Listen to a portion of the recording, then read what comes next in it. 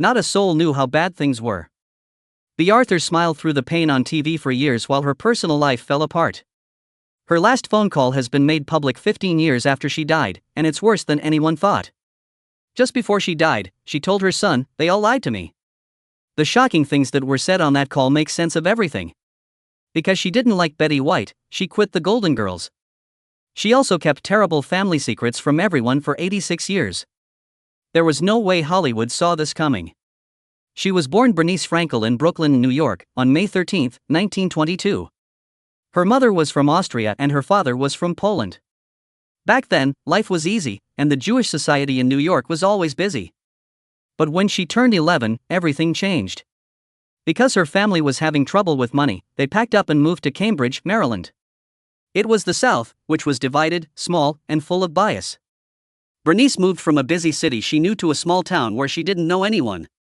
It was one of the few Jewish-owned companies in town when her parents opened a small clothing store for women. It became their safe place in a town that didn't feel welcoming. Plus, by the time she was 12, she had grown to almost 5 feet 10 inches. She was tall, had a deep voice, and wasn't what anyone thought a young girl should be. People didn't know what to think of her because she was always cast as the girl in school shows. It made her feel weird, shy, and alone. She almost hid, but instead she found something inside herself: laughter. She began telling jokes that made everyone laugh. Wit is both a shield and a tool. Her peers knew about it. People at school thought she was the funniest girl there. Those sharp, dry jokes that made Dorothy and Maude famous? She didn't belong in that small town where it all began. But when she was alone, she wanted something very different. She hoped to be a beautiful movie star who was short, blonde, and delicate. Like the ones she read about in books. She was aware that she didn't look good enough, but she didn't care.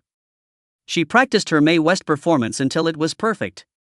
Everyone was shocked by how brave and funny it was for such a shy and serious girl.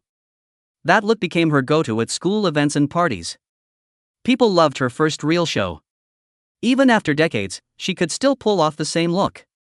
On her way to the Hall of Fame. Her life went in a lot of different directions after high school. She studied medical tech in high school and tried to find a stable career, but nothing worked out. Then, she did something brave: she joined the Marine Corps Women's Reserve during World War II. This had never been done before. Not many women were eager to wear combat boots, especially in the Marines, which were the last service to allow it. She had worked in a food lab and volunteered as an air raid guard before that. Then she joined out of the blue. It was her plan to start a new job, but she heard that the Marines were looking for women, so she thought, why not? In a flash, it happened like that. Bea did more than serve. She got up quickly. She asked to go to motor transport school after training in the Bronx, which was rare for a New Yorker who probably hadn't driven much, but she killed it. She learned how to be a good driver and dispatcher in North Carolina. People liked how sharp she was, maybe even too sharp. There was a note in her file that said she was too pushy and rude, but that she would probably be a good worker if she got her way. Being like that didn't slow her down. She quickly rose through the ranks and was a staff sergeant by 1945. That kind of rise wasn't a fluke. It was clear that she was good at what she did. She tried to stay safe after she got out of the Marines. She got her license as a medical lab tech and worked at Cambridge Hospital for the summer. It made sense. Stable work, useful skills, and the economy after the war. But it didn't make sense. She felt dead when she worked in a lab. It wasn't fun. It wasn't her. That small, quiet discovery made her make a choice that changed everything. In 1947, she quit wearing the lab coat and went back to New York to study acting at a different school. That's where things began to take form. She learned from the famous theater teacher Erwin Piscator and studied with people who would go on to become famous, like Harry Belafonte and Walter Matthau. She stood out, not just because she was nearly 5 feet 10 inches, with a booming voice, but because she had presence. The director took one look at her and cast her in big, bold roles. She played Lady Macbeth, Lysistrata, and Katerina. Even though at first she didn't think comedy was her thing, she thought she was meant for tragedy, for drama. But slowly, comedy crept in, and it would become the thing that made her unforgettable. During this same time, her personal life was quietly shifting. While studying theater, she met Gene Saks. Their relationship grew as they both chased their dreams on the New York stage. They got married in 1950. And stayed together for nearly 3 decades. Their bond wasn't just romantic, it was creative too. While learning the ropes of theater, she took on challenging classical roles in tiny village theaters, perfecting the kind of fierce presence that would one day make her unforgettable. But those early years weren't glamorous. To pay the bills, she took small roles on TV. Shows hosted by big names like Sid Caesar and Perry Como gave her just enough exposure, and $650 per episode on Caesar's Hour helped a lot. It wasn't just about the money, though. That's where she learned the rhythm of comedy, something that would follow her forever. Everything changed in 1954. That's when she landed the role of Lucy Brown in the Threepenny Opera in Greenwich Village. It was a game changer. The show ran for 6 years and turned Bea from a background player into a serious star. Her role was supposed to be serious, but something happened during one performance of the Barbara song. She poured her heart into it and the audience laughed. At first, she was confused. Then it clicked. That was the magic. That was comedy. From then on, understood how to deliver drama and humor in one punch. Her performance was even recorded on Decca Broadway, capturing the biting wit in her voice that became her signature. This wasn't just a hit show. It was the moment she truly arrived. And during this same time, she was learning from the best. Working alongside Lotte Lenya, Kurt Weill's widow and a Broadway legend, was like taking a masterclass every night. Lenya had a quiet power on stage, one that didn't beg for attention but demanded it anyway. Studied that. She remembered how Lenya could step on stage, stay still, and make everyone look at her. That kind of control shaped Bea's style. Decades later, when Bea was 77, she returned to that same stage to perform Lenya's role. It was a full-circle moment she cherished deeply. She often said she wished Lenya had written a memoir. That collaboration meant everything to her. What most people never knew was that during all this stage success, Bea had a secret life as a nightclub singer. Between plays, she performed at the Blue Angel, a small but prestigious club in Manhattan. Wasn't glamorous. The room was tight. The stage was simple. And the spotlight was unforgiving. But that's what made it powerful. Every night, she learned how to control timing, how to hold silence, how to hit every word just right. She shared the stage with names that would later become legends, like Barbra Streisand and Charlotte Rae. The Blue Angel wasn't just a side gig. It was her training ground. In 1964, she made her Broadway debut as Yent the Matchmaker in Fiddler on the Roof. But even before the show officially opened, the director, Jerome Robbins, pulled her aside and told her something that crushed her spirit. He said her character wasn't central to the story and needed to be cut down. It wasn't personal. It was for the good of the show. Still, it stunk. Arthur, known for her tough shell, was so shaken by Robin's treatment that she actually cried during one brutal rehearsal. Years later, she didn't mince words about him. Everybody hated him, she said plainly. Yet, despite the emotional blow, she pushed through. Fiddler on the Roof went on to make history, breaking records with thousands of performances and a best-selling cast album that stayed on the charts for nearly 4 years. Her role might have been trimmed, but it put her name on the map. Just 2 years later, she landed a role that would change everything. In Mame, she played Vera Charles, a sharp-tongued, hard-drinking best friend to Angela Lansbury's title character. Their duet, Bosom Buddies, became a showstopper.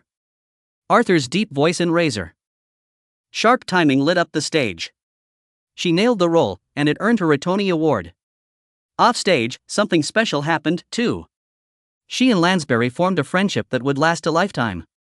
Arthur would later talk about it in her one-woman show, remembering those days with real affection. Years later, she reprised Vera Charles for the film version. But this time, things didn't go so well. Lucille Ball played Mame, and the movie bombed with critics. Still, the role itself had already become part of her identity. Funny, biting, yet full of heart. When picking songs for her later shows, she made sure to include ones that let her show both sides. The fierce wit and the emotional depth she'd mastered in Maine. Bea Arthur was already a well-known stage actress when something unexpected happened in 1971. Norman Lear, the man behind All in the Family, asked her to guest star as Maude Findlay, an outspoken, sharp-witted feminist who could go head-to-head with Archie Bunker. She wasn't just a guest. She stole the show. Everyone noticed, even CBS execs, who immediately wanted to build a whole new series around her.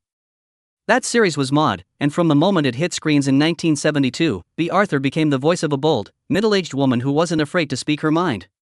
She played a 4 times married woman living in New York with her husband and daughter, and overnight, she became a symbol for women who had never seen someone like themselves on TV. But Maude didn't play it safe. In 1972, the show tackled abortion before Roe v. Wade even passed. It was a 2-part episode called Maude's Dilemma, and it changed television forever. Her character was 47, suddenly pregnant, and unsure what to do. The story was raw and complicated. Neither she nor her husband wanted another child, but the decision wasn't easy. Her daughter reminded her how dangerous things used to be before abortion was legal. The episode didn't give a simple answer, and that's what made it powerful. It was the first time a lead character on primetime openly made this kind of decision. CBS was so worried about backlash, they asked the writers to add a cheerful, baby-loving neighbor just to balance things out. Even with 39 stations refusing to air it, millions still watched, and many wrote to be thanking her. Years later, she admitted she wasn't sure she'd make the same choice again. But she never forgot the impact it had. Even though the show was a hit and critics loved her, didn't win a major award until 1977, 5 years in. When she finally took home the Emmy for Best Actress, it felt overdue. She had spent years tackling serious issues on screen, aging, harassment, medical problems, and more. She made it normal for women to talk about things nobody had dared mention in sitcoms before. But in true Bea fashion, she brushed it off. She said the award didn't matter much to her anymore. For her, it was always about the work, not the trophies. Still, that Emmy stood as proof that she had changed what it meant to be a woman on television. Not everything went smoothly, though. In 1974, Bea joined the movie version of Mame, playing the same role she had on Broadway, Vera Charles. But this time, it was a disaster. The film had a big budget, but it flopped hard. Critics hated it. Some said the movie had no heart, no music worth remembering, and no spark. Bea's performance, so strong on stage, felt awkward and exaggerated on the big screen. One review even joked she looked more like a drag queen than Lucille Ball, who starred in the lead role. Bea later said she regretted doing the film at all. It embarrassed her.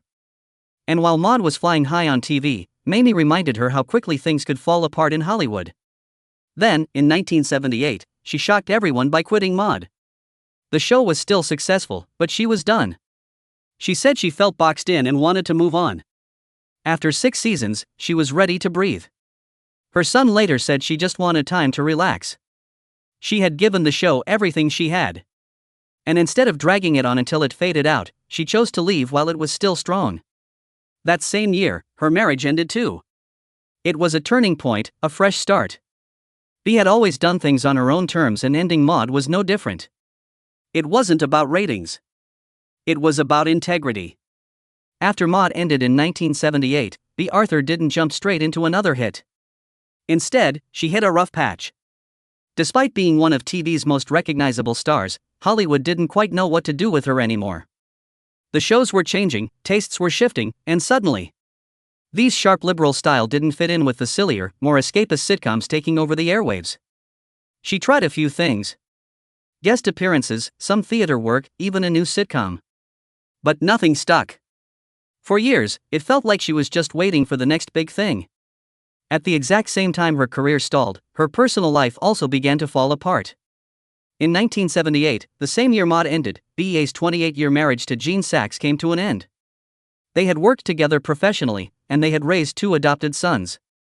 So the split wasn't just emotional. It tore through both her home life and her professional world. Unlike her brief first marriage decades earlier, this one had defined most of her adult life. After the divorce, Bea never remarried. She embraced being single and leaned into the independence she had once only played on screen. When the chance came to star in a new show, Amanda's, in 1983, she took it. But it turned into a disaster. It was supposed to be the American version of Fawlty Towers, the hit British comedy. But something got lost in translation, mainly the entire point of the original. The role didn't feel right. The character wasn't clear. Even Norman Lear, the man behind Maude, told her bluntly, "You're not playing anything." The show got cancelled after just 10 episodes, and Bea walked away from it, disappointed and frustrated. That same year, another strange project popped up in her life, one that nobody expected. Bea Arthur in the Star Wars Holiday Special. Yes, really. She played a bartender in a galaxy far, far away, and even sang a number to close out a Tatooine cantina. The special aired once, was panned by everyone and then vanished into legend. But somehow, Bea's odd little scene became a highlight. Fans later said she was the only part worth watching.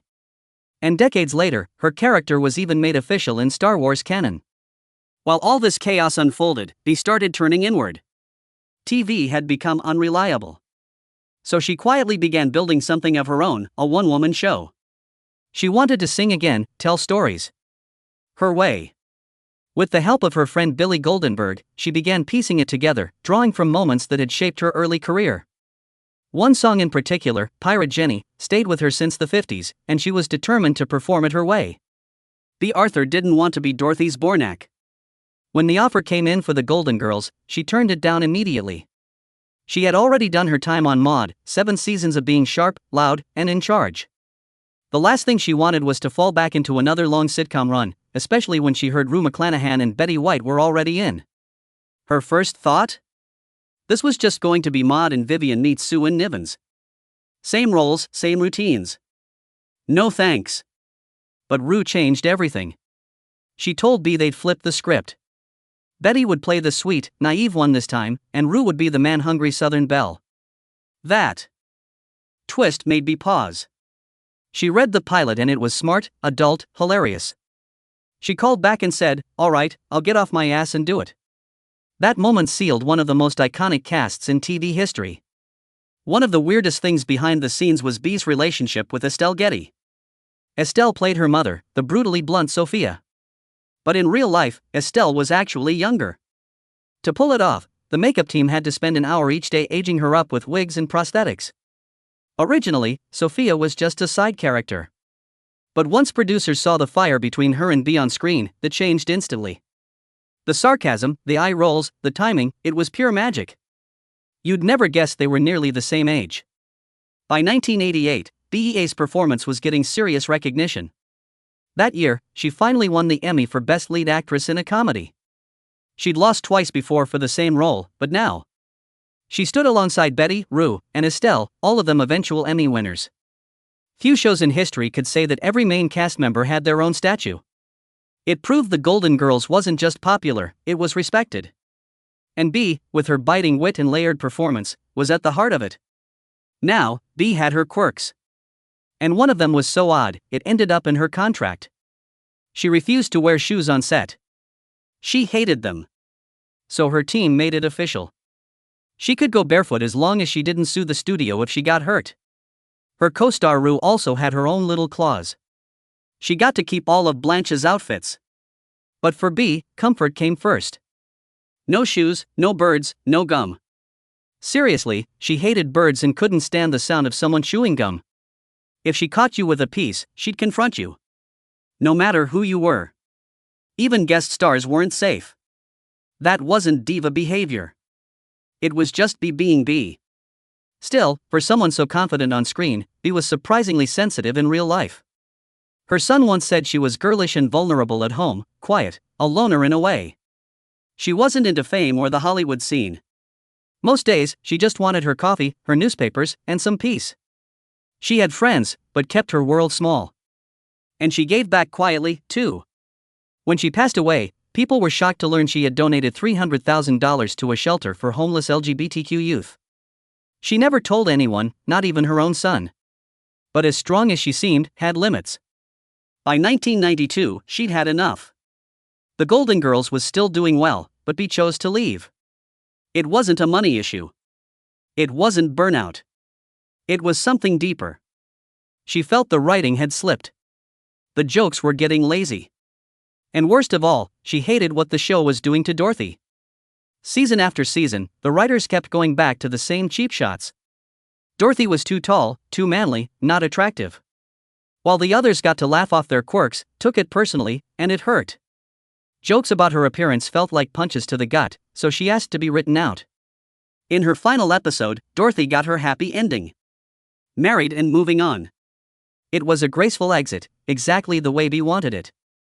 But not everything behind the scenes was graceful. The feud between Bea and Betty White became legendary. They were complete opposites. Betty was bubbly, always smiling, always chatting with the audience. Bea hated that. To her, it felt unprofessional. She wanted focus, theater discipline. Betty wanted warmth.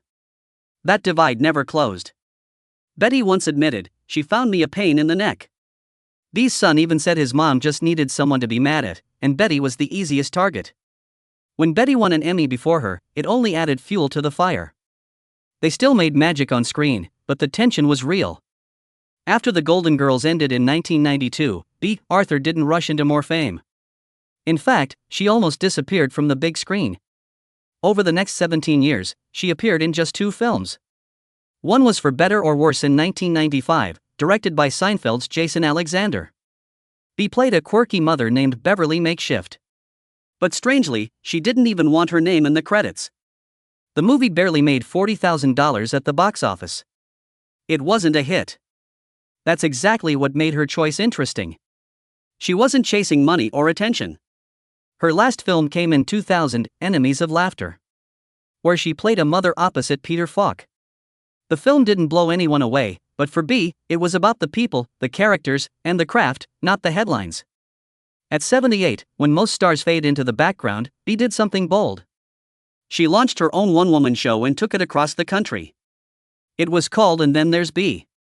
A year later, it hit Broadway as Just Between Friends. The show was funny, honest, and filled with music she had always wanted to sing. It felt like sitting in her living room, listening to her tell stories from her life and career. She was joined on stage by pianist Billy Goldenberg, who kept the rhythm going. It wasn't just nostalgia, it was real performance. She even poked fun at herself, gave a shout-out to her gay fans, and took a stand for equal rights in Vermont. The show earned her a Tony nomination, and although she lost, it proved something. Bea still had it. She even brought the show back in 2005, not for glory, but to raise money for homeless LGBTQ+ youth. That night alone raised $40,000. That same spirit showed again in 2003 when Lifetime reunited the Golden Girls for a 90-minute special. It had been over a decade since the series ended, but watching Bea, Betty White, and Rue McClanahan laugh and reminisce felt like time had stopped. One face was missing, Estelle Getty, who played Bea's mother on the show. She wasn't there because she was struggling with dementia, something fans didn't see behind the scenes. By the time of the reunion, she could no longer remember her lines or appear on camera. The special became more than just a trip down memory lane. It was a reminder of the real bond these women had, the memories they made, and the cultural shift they helped create. Bea wasn't just acting out her values, she lived them. In 2005, during a rough time financially for many nonprofits, she used her Broadway show to raise money for the Ollie Forney Center, which helps homeless LGBTQ+ youth. And she didn't stop there. After her death in 2009, her estate donated $300,000 to the center, just in time to keep it from shutting down. That gift snowballed into something bigger. The city granted millions to renovate a building in Manhattan, and by 2017, the Bea Arthur residence officially opened its doors. It was a full-circle moment. Her name, her legacy, and her generosity coming together to give others a safe home. And she didn't stop with just one cause. She also left money for AIDS services, continuing to help even after she was gone. When Bea passed away on April 25, 2009, it hit hard. She died in her Los Angeles home at 86 from lung cancer. 3 days later, Broadway did something it rarely does. Every theater dimmed its lights for 1 minute. It was silent. Still, a glowing tribute to a woman who had made people laugh, think, and feel for decades. Then, in September, stars like Angela Lansbury and Rosie O'Donnell gathered to honor her life at the Majestic Theater. Friends shared memories. Betty White said the pain was more than she expected. Rue McClanahan said they were like cream together. Adrienne Barbeau, her co-star from Maude, summed it up perfectly. No one could hold a moment on screen like Bea. And just when you thought her story was done, something strange happened in 2025. A web page about Bea's time in the U.S. Marine Corps was deleted by the Department of Defense. Most fans didn't even know she had served. Back in 1943, when she was just 20, Bea signed up, one of the first women to join the Marines. She started as a typist and ended up driving trucks in North Carolina. She was a staff sergeant when she left. So why was her record deleted? Turns out, the government had removed it during a purge of diversity content, but people noticed.